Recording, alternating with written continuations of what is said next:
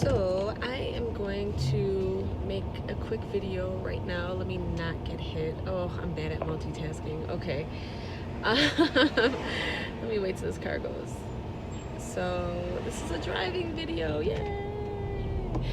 I'm on my way to get food because food has always been the anthem. But I wanted to make a video just about a few things that kept me bound for a while, for a long time, all my life before I got deliverance actually. One of the things that really had hold of my mind and really something that the enemy used to control me in my emotions, in my thoughts, was music. I am not saying that music is sin. I am a music head. I love music, and different types of music too, right? But a lot of times, I grew up on hip hop, R&B, and neither of those genres are bad in itself. But there were a lot of songs that promoted a lot of, things like sexual promiscuity and just, club, drinks, rims, all that kind of stuff. And so listening to that kind of stuff, that kind of music was really keeping me bound, right? Because I was into that, clubbing and definitely drinking and definitely men. And so listening to that, it was just like just a repetitive mantra, right? The lyrics were like a repetitive mantra to me. And it would be like sowing these toxic seeds in my mind. And so what would happen as I'm listening to the song, I would literally start thinking about scenarios that I had in my own life that would match that song. So this is after I'd already been saved. It would cause me to look back in my past and remember, oh yeah, I remember when I was at the club and blah, blah, blah, blah, blah. But I'm a Christian, I shouldn't be thinking like that. But, and it would keep me just, reminiscing, or, oh, I remember when I was in this relationship with so-and-so, and, I would actually start to feel the emotions that I used to feel back then when I was listening to certain songs. And so that was one of the things that the enemy used to keep me bound, and to keep me from moving forward. Another thing that the enemy used was daydreaming. I used to be a big daydreamer. Ever since I was a little girl, I always read a lot. So I always had stories in my head. And I am not an only child, but my siblings are way older than me. So it kind of felt like I was an only child. So most of my childhood, if I wasn't playing with my friends, and I'm an introvert, I was entertaining myself. And sometimes I would go on these car rides with my sister, and I would be in the back seat. I was a little girl, and I would just look out the window and daydream. And I would daydream based off the music that was playing, or I would daydream based off of books that I read, where people were in relationships, boyfriend and girlfriend type scenarios and things like that. And nothing's wrong with, boyfriend and girlfriend, of course, but just I was 6. So yeah, that was something that the enemy used. I would daydream about, when I get older. And it wasn't goal setting. It was just this repetitive, I'm gonna have a boyfriend, and I'm gonna this and that and that, and it wasn't healthy. And so the enemy really overall just got a hold of my mind and my emotions at a really young age. Another thing that the enemy used was just times of where the Lord wasn't opening doors, so I wasn't able to go forward in my walk, or just things in the natural, I wasn't gaining employment when I wanted to. I wasn't having the group of friends that I wanted to. I wasn't able to move out of where I was, when I wanted to. And there were seasons that felt very dry to me, and nothing was moving forward. And at the same time, I knew, because I was a Christian at this time, that I couldn't go backwards either. So I had this stuck feeling, and now I realize it was the Lord really trying to help me crucify my life, to try to help me to die to flesh and die to self, and be submitted to Him. But it really felt like a fight. And so just the frustration out of not being able to move, can't go forward. I know as a Christian I'm not supposed to be going backwards in my past, texting my exes and things like that. So the enemy used that feeling, And time out. So I really tried hard to finish this video in the car, but there was so much background noise. I felt like I wanted to pluck my ears out. So I am going to save you guys the hassle of hearing wind and my phone moving around in the car, and I'm just going to finish the video here.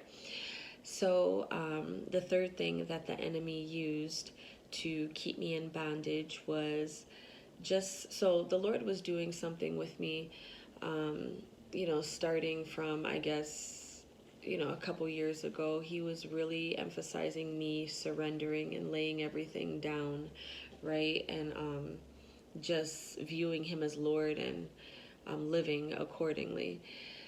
So in those times, it felt like everything was like shut up. Everything, different areas in my life were just like closed, like the door was locked.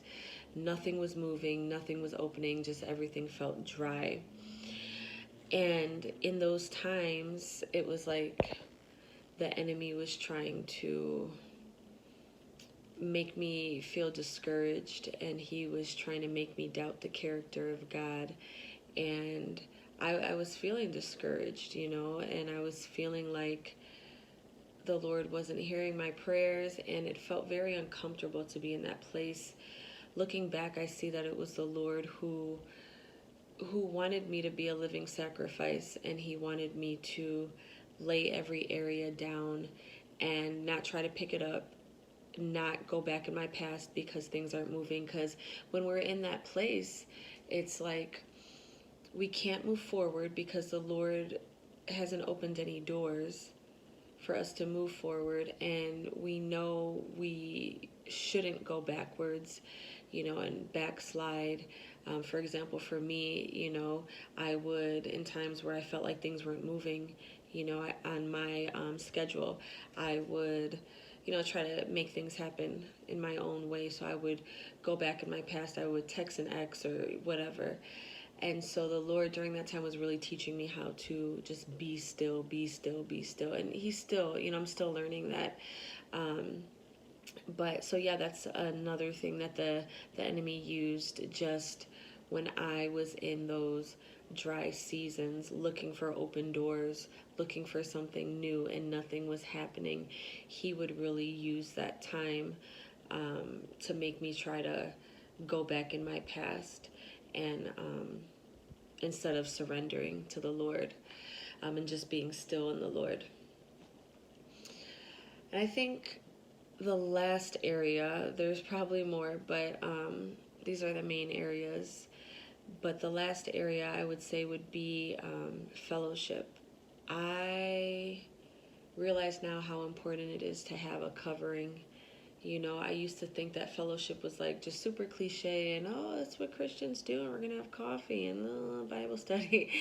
But I'm realizing how important a covering is, how important having, Christian friends are, and just, being under a covering of a local body. So I may have been in church, for a lot of years and in and out of church, and I was around church, but a lot of times I would go and I wouldn't fellowship, I wouldn't make the effort, I wouldn't be intentional about getting to know people. And the enemy used that because even though I would talk to the Lord, and he was my go-to, and still now every time I have an issue, I'm going to him first, not a close friend, not even like a mentor type. I'm going to him first. So that part is good, but those times where I needed maybe someone to be there in person and, speak his words to me, words of life, or exhort me, or lay hands on me and pray for me, to give me encouragement. I missed out on those times. And so the enemy, when I was going through things, yes, I would go to the Lord, but the enemy would also use that as an opportunity to isolate me and to have me kind of processing everything in my own mind. And a lot of times, that can bring confusion.